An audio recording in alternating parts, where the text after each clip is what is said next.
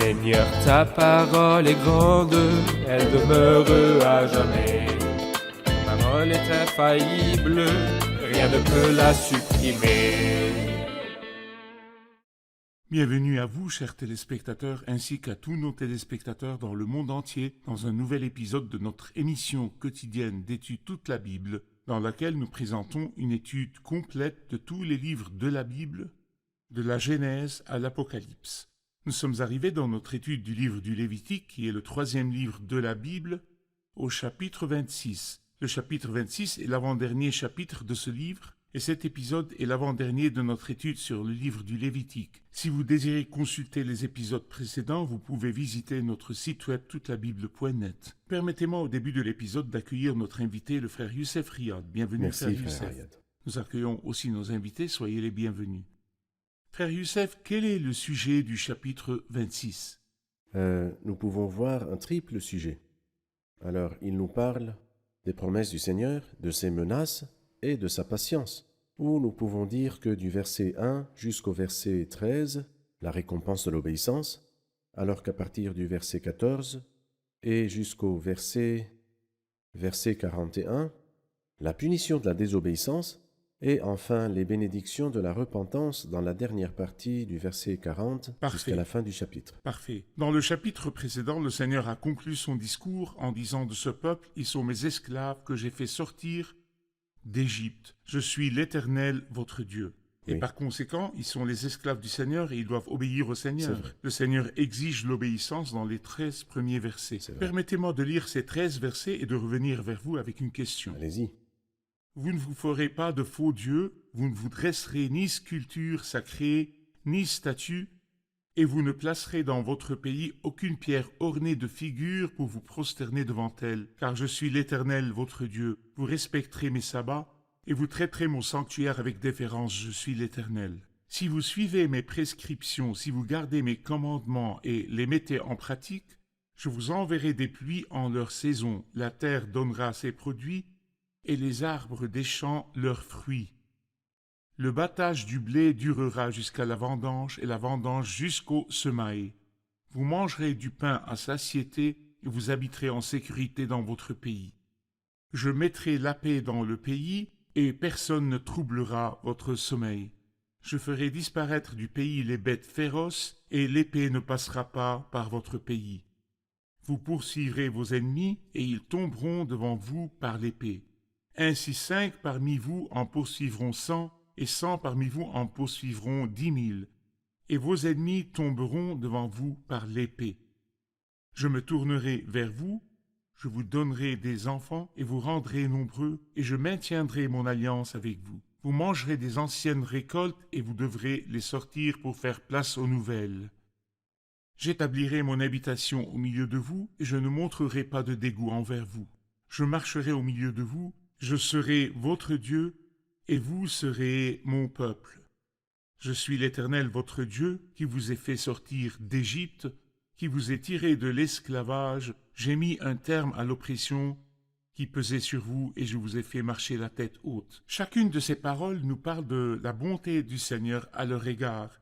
Et ce qu'il leur demandait, il leur demandait l'obéissance. Je voudrais un commentaire sur les bénédictions ou les récompenses de l'obéissance, ou sur certaines d'entre elles dans ces versets. Eh bien, peut-être avant de parler des bénédictions de l'obéissance, c'est-à-dire ce qui m'attriste, c'est ce que dit le premier verset. Que dit-il ? Il dit « Vous ne ferez pas de faux dieux, et vous ne vous dresserez pas de sculptures sacrées. » Dans mes voyages, je visite des pays qui sont majoritairement chrétiens. Parfait. Et je visite aussi d'autres pays qui sont majoritairement non chrétiens. Et ce qui m'attriste beaucoup, c'est que les pays qui sont majoritairement chrétiens, je trouve parfois à chaque coin de rue, dans chaque jardin, une statue. Est-ce là l'enseignement du Christ? Et est-ce là l'enseignement de la Bible sainte? Je dis avec les Lamentations, avec Jérémie dans ses Lamentations, il dit cela comment? L'or perd de son éclat, l'or ternit. Nous, que Dieu a enseigné qui il est, et qui sommes en relation et en communion avec lui. Et lorsque Paul en a parlé quand il était à l'Aréopage au milieu des divinités des Athéniens, il leur dit cela, nous ne devons pas croire que la divinité ressemble à de l'or ou à de l'argent ou à de la pierre, sculptée par l'art et l'imagination de l'être humain. C'est tellement navrant, c'est tellement attristant, ces idoles, ces statues qui se trouvent dans de nombreux endroits dans le monde chrétien. Si les non-croyants voient des statues, ils devraient savoir qu'elles n'ont rien à voir avec le christianisme. Absolument pas. S'ils voient des chrétiens se prosterner devant des statues ou allumer des bougies devant des statues ou devant des images, cela n'a rien à voir avec le christianisme. C'est intrus au christianisme, un mélange de paganisme et de C'est vrai. judaïsme qui se sont mélangés et nous ont créé une religion C'est liturgique qui s'appelle la religion liturgique. Frère Youssef, après les avoir mis en garde contre les statues et les sculptures sacrées, il leur demande d'obéir. Oui. Il donne au verset 3 une liste s'ils obéissent. Oui. Quelles sont les bénédictions? Les bénédictions sont l'abondance, la paix, la victoire, et puis, une très belle expression, vous mangerez des anciennes récoltes et vous devrez les sortir pour faire place aux nouvelles. J'établirai mon habitation au milieu de vous. L'abondance est très claire dans les versets 3, 4 et 5, et ces versets-là nous parlent de l'abondance des biens. Tu ouvres ta main et tu combles de biens tout ce qui vit. L'Éternel donne la grâce et la gloire. Il ne refuse aucun bien à ceux qui marchent dans l'intégrité. Mais il y a aussi la paix. Je mettrai la paix dans le pays. C'est au verset 6. 6. Et personne ne troublera votre sommeil. Quand l'Éternel approuve les voies d'un Il homme, dispose. il dispose même ses ennemis À faire la paix avec lui. avec lui. Et puis la victoire, c'est-à-dire, vous poursuivrez vos ennemis et ils tomberont devant vous par l'épée. Ainsi 5 parmi vous en poursuivront 100. La victoire est avoir le dessus sur les ennemis. Bien sûr, nous n'avons pas d'ennemis littéraux de chair et de sang. Nous aimons tout le monde. Mais qu'en est-il de nos ennemis spirituels? Si nous n'obéissons pas au Seigneur, alors nos ennemis spirituels nous vaincront. Satan, le monde et la nature déchue qui est en nous. Mais nous serons bien heureux si nous obéissons au Seigneur et qu'il nous donne par la suite la victoire sur nos ennemis. Parfait. Je voudrais juste m'arrêter sur la pluie. La pluie, là, est conditionnelle. Oui. S'ils obéissent, le Seigneur enverra la Oui. pluie. S'ils n'obéissent pas, il n'y aura pas de pluie. Et si nous allons à l'époque de Naomi, il n'y eut pas de pluie. C'est vrai. Et il y eut une famine. Que devrait-il faire? Quel était le moyen pour que la pluie revienne? Eh bien, écoutez, le bon moyen, quand Dieu se fâche contre nous, se fâche-t-il sans raison? Impossible.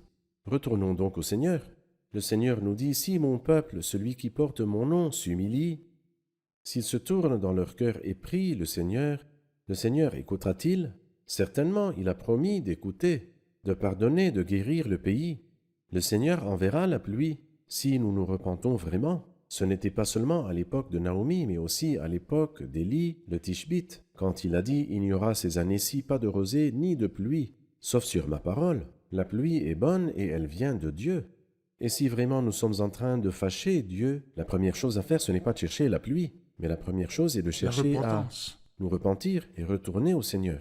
La repentance est le moyen. vrai. Parfois, nous allons à des réunions et nous sentons qu'il n'y a pas de pluie. Oui, ça Et arrive. parfois, nous sentons qu'il y a des jours où il n'y a pas de pluie, que c'est aride. C'est vrai. Nous remplaçons la repentance par des activités. Nous voulons bien faire C'est des vrai. activités et faire une série de réveils.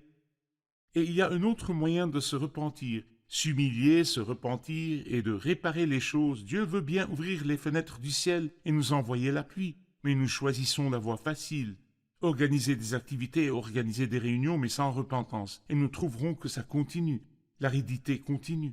Et nous voudrons encore une fois apprendre la repentance, puis la repentance et l'humilité. Si mon peuple s'humilie. Écoutez, frère Hayad, la chair, je veux dire la nature déchue, n'a pas de problème du tout à faire des réveils et des activités c'est-à-dire, elle est active, elle n'a pas de problème, mais elle a sans problème Avec la repentance. qu'elle se repente. Parfait. Nous prenons une pause, puis reviendrons pour une question.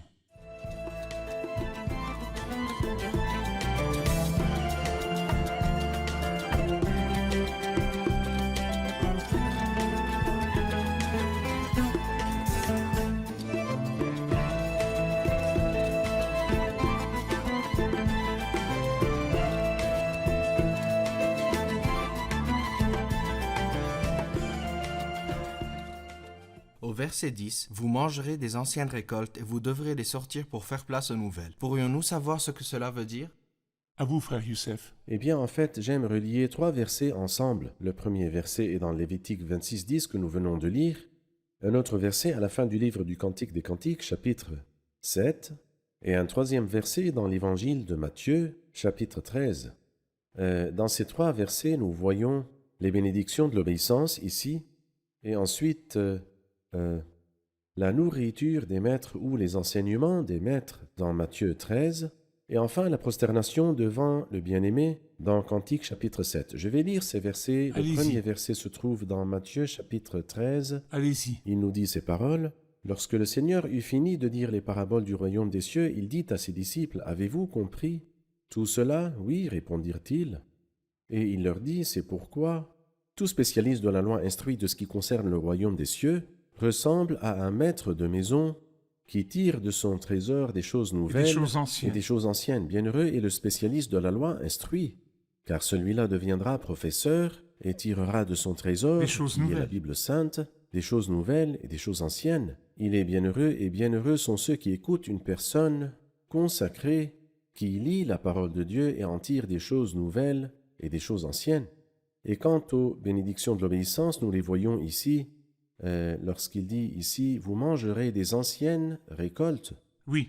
et vous devrez les sortir pour faire place aux nouvelles, c'est-à-dire Dieu a promis des biens anciens et aussi des biens nouveaux. Mais peut-être que le plus beau du trio est ce qui est dans le dernier verset du Cantique des Cantiques, chapitre 7. Les mandragores diffusent leur parfum, et à nos portes se trouvent tous les Tous. meilleurs fruits, des fruits nouveaux Et anciens. et des fruits anciens. Je les ai Mon gardés. bien-aimé, je les ai gardés pour toi. Qui est mon bien-aimé? Je n'ai pas d'autre bien-aimé que le Christ, qui a capturé nos cœurs et nos esprits, parce que lui nous a aimés le premier. Nous l'aimons, parce que c'est lui qui nous a aimés le premier. Il y a donc beaucoup de bénédictions pour l'obéissance. Et le summum de ces bénédictions, il dit au verset 11, « J'établirai mon habitation au milieu de vous, Oui, et je ne montrerai pas de dégoût envers vous, je marcherai au milieu de vous, et je serai votre Dieu, et vous serez mon peuple. » Ils auront non seulement ses biens, mais sa lui-même, paix sera avec eux, il sera lui-même au milieu d'eux. c'est vrai. C'est comme ça que les choses se sont passées. Le peuple a-t-il obéi au commandement du Seigneur et bénéficié de toutes ces bénédictions, les bénédictions de l'obéissance? Ils ne savent pas. Je veux dire, quand il nous a parlé dans le livre du Deutéronome du mont Ébal et du mont Garizim, on lit les malédictions du mont Ébal, elles sont là. Et on cherche les bénédictions du mont Et on ne les Garizim, trouve pas. elles ne sont pas citées dans la Elles ne Bible. sont pas Comme là. si le Seigneur disait, je sais très bien que le peuple ne peut pas, ça ne va pas, ça ne marche Parfait. pas. Et tout ce qui nous est demandé à la lumière du Nouveau Testament est que nous admettions cela. De reconnaître, Oui. lorsque nous avons parlé de la loi du lépreux, nous avons dit que la chair vive est impure. La chair vive est-elle impure? Oui.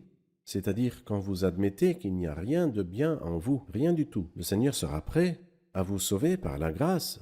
Mais si vous tirez fierté de quelque chose, Dieu déteste la fierté, l'orgueil et l'hypocrisie. Il déteste ces choses-là. Et c'est pourquoi ils auraient été bienheureux s'ils avaient écouté. Bienheureux, mais malheureusement, ils n'ont pas écouté.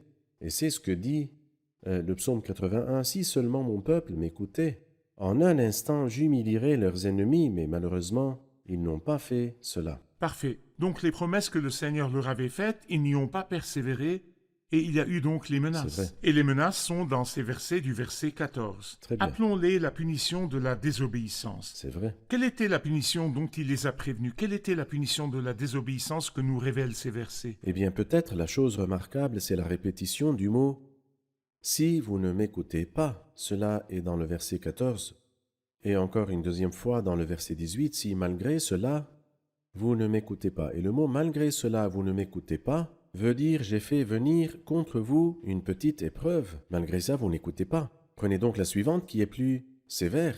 Et puis au verset 21, il dit « Si vous me résistez et ne voulez pas m'écouter ». Et puis une quatrième fois dans le verset 27, il dit « Si malgré cela, vous ne m'écoutez pas ». Et c'est pourquoi écouter est une très grande bénédiction. Et ce qu'on entend par écouter, ce n'est pas que j'ouvre les oreilles et que j'écoute, mais ce qu'on entend par écouter, c'est obéir. Comme on le dit quand on obéit, Entendu. Mais vous avez entendu, après avoir entendu, vous ne faites rien. Eh bien, cela ressemble à un fou qui a construit sa maison sur le sable. mais celui qui les mettra en pratique et les enseignera aux autres. Mais celui qui entend et met en pratique la parole du Seigneur, il est heureux dans son activité. Parfait, je vous remercie.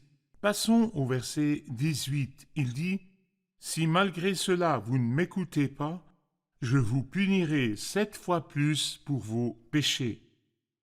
Je briserai la force qui fait votre orgueil, je rendrai votre ciel pareil à du fer et votre terre pareille à du bronze. Votre force s'épuisera inutilement, votre terre ne donnera pas ses produits, et les arbres de la terre ne donneront pas leurs fruits. » Frère Youssef, il est évident qu'il y a une correction.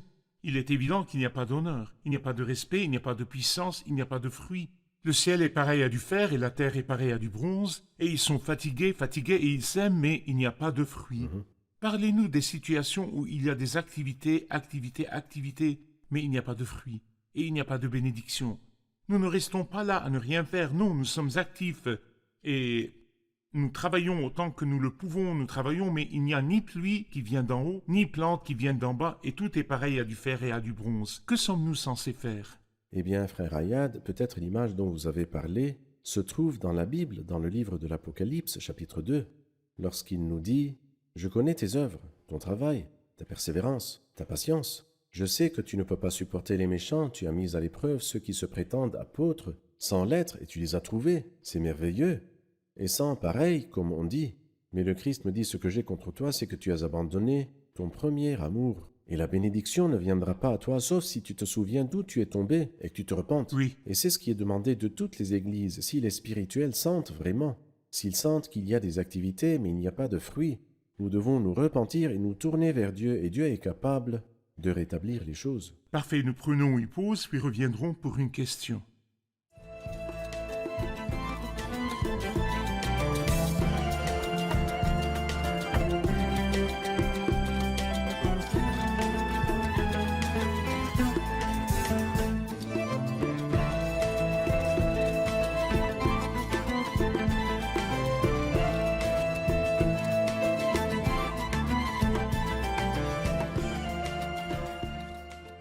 Au verset 29, vous mangerez la chair de vos fils et de vos filles. Cela pourrait-il arriver et y a-t-il vraiment eu un tel événement dans l'histoire du peuple?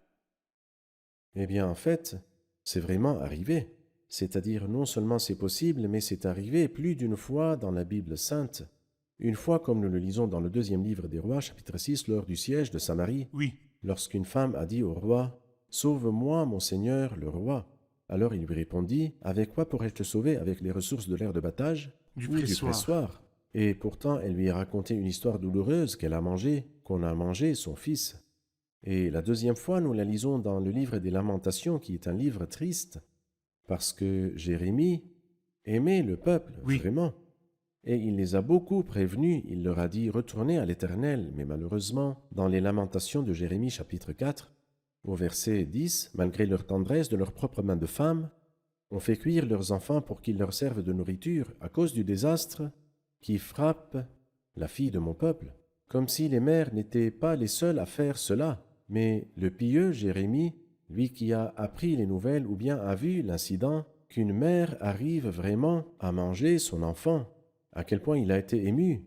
Et tout cela est le résultat du péché qui est sans pitié. Que le Seigneur nous garde du péché et que nous nous empressions de retourner à lui avant qu'il ne soit trop tard. Parfait. Le verset 33 dit « Je vous disperserai parmi les nations, et je dégainerai l'épée pour vous poursuivre. Votre pays sera dévasté, et vos villes seront désertes. Alors le pays compensera ses sabbats durant toute la période où il sera dévasté, et vous serez dans le pays de vos ennemis. Oui, alors, le pays se reposera et compensera ses sabbats. » Cela a-t-il un rapport avec la 7e année et à ce qui a été accompli dans l'histoire du peuple? Oui, en effet, le mot « compensera ses sabbats » nous prend à la 7e année. Et cela a été littéralement accompli.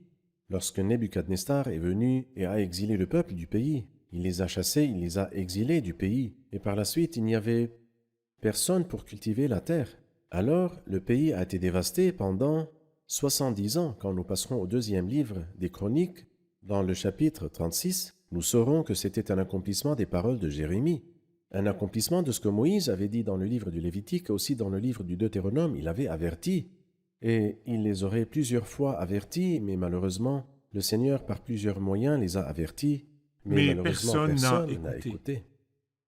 Passons à la dernière partie, frère Youssef, à partir du verset 40 qui parle des bénédictions de la repentance. Du verset 1 à 13, nous avons parlé des bénédictions et des résultats de l'obéissance. Oui. Ensuite, du verset 14 à 39, de la punition de la désobéissance, parlons des bénédictions de la repentance. Il dit au verset 40, « Ils confesseront leurs fautes et celles de leurs ancêtres, l'infidélité dont ils auront fait preuve envers moi et la résistance qu'ils m'auront opposée. C'est à cause de ces fautes que moi aussi je leur résisterai et les conduirai dans le pays de leurs ennemis. Alors leur cœur incirconcis s'humiliera et ils paieront la dette de leurs fautes. Je me souviendrai de mon alliance avec Jacob et je me souviendrai de mon alliance avec Isaac et de mon alliance avec Abraham et je me souviendrai du pays. Le pays sera abandonné par eux et compensera ses sabbats durant la période où il restera dévasté loin d'eux. Ils payeront la dette de leurs fautes parce qu'ils auront méprisé mes règles et qu'ils auront montré du dégoût envers mes prescriptions. Pourtant, lorsqu'ils seront dans le pays de leurs ennemis, je ne les rejetterai pas et je ne montrerai pas du dégoût envers eux au point de les exterminer, au point de rompre mon alliance avec eux, car je suis l'Éternel leur Dieu. Je me souviendrai en leur faveur de l'ancienne alliance par laquelle je les ai fait sortir d'Égypte aux yeux des nations pour être leur Dieu. Je suis l'Éternel. Telles sont les prescriptions, les règles et les lois que l'Éternel établit entre lui et les Israélites sur le mont Sinaï par l'intermédiaire de Moïse. Un commentaire sur les bénédictions. En fait, c'est merveilleux, parce que notre Dieu sait très bien que nous ne pouvons pas ne pas pécher, notre nature est déchue.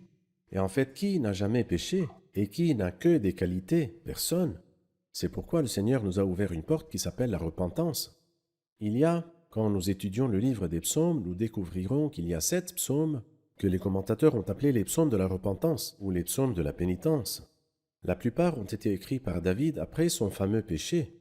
Parmi ces psaumes, il y a le psaume 6, le psaume 32, 51. le psaume 38 et le psaume 51, le psaume 102, le psaume 130, le psaume 143. Ces psaumes-là, le plus célèbre d'entre eux est peut-être le psaume du milieu, le psaume 51. « Ô Dieu, fais-moi grâce, conformément à ta bonté. Conformément à ta grande compassion, efface mes transgressions.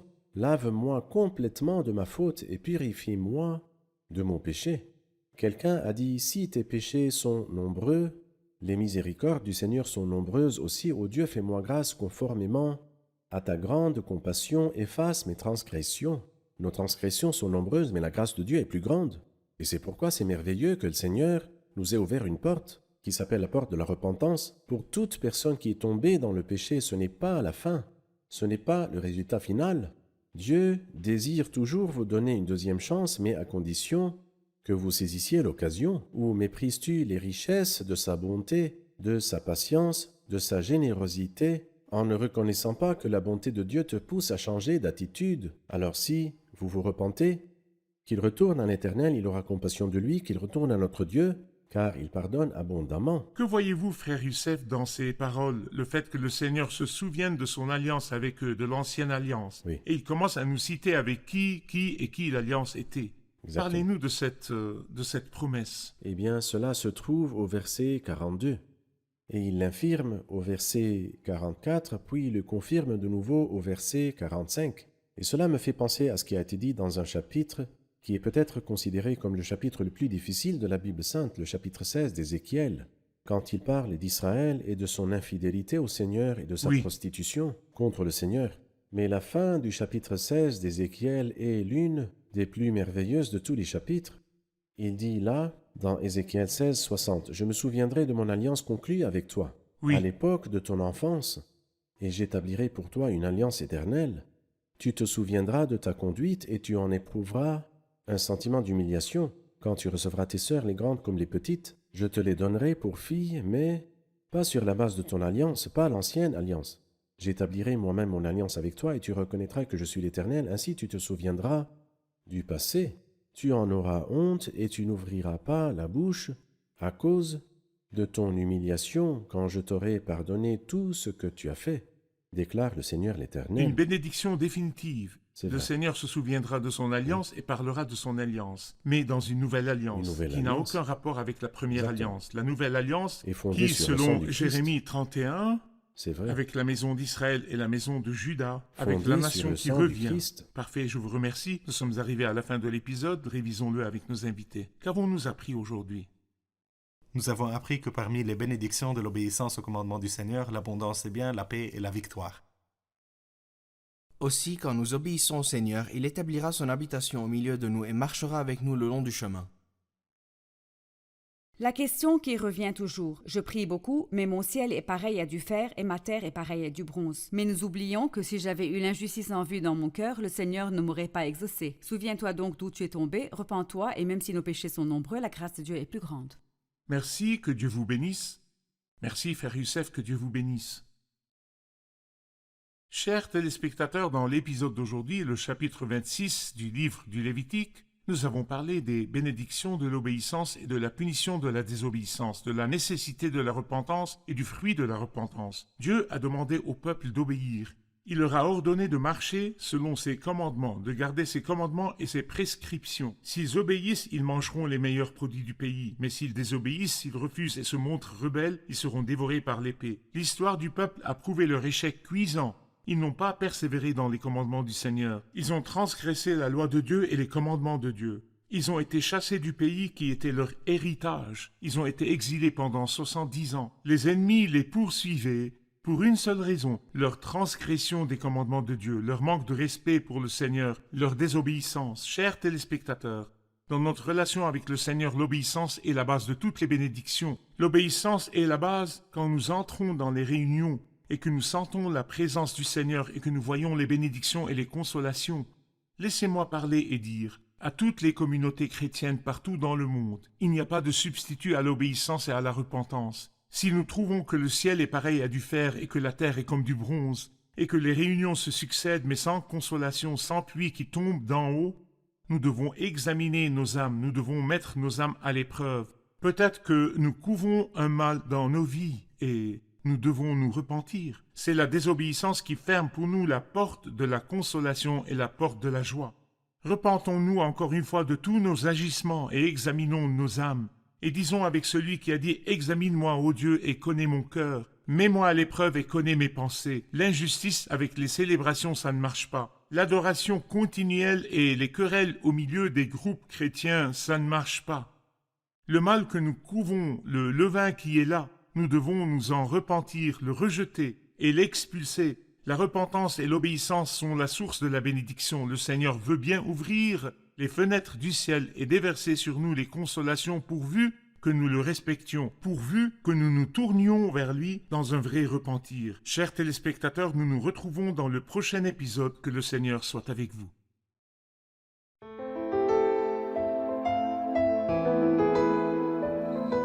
Seigneur, ta parole est grande, elle demeure à jamais. Ta parole est infaillible, rien ne peut la supprimer.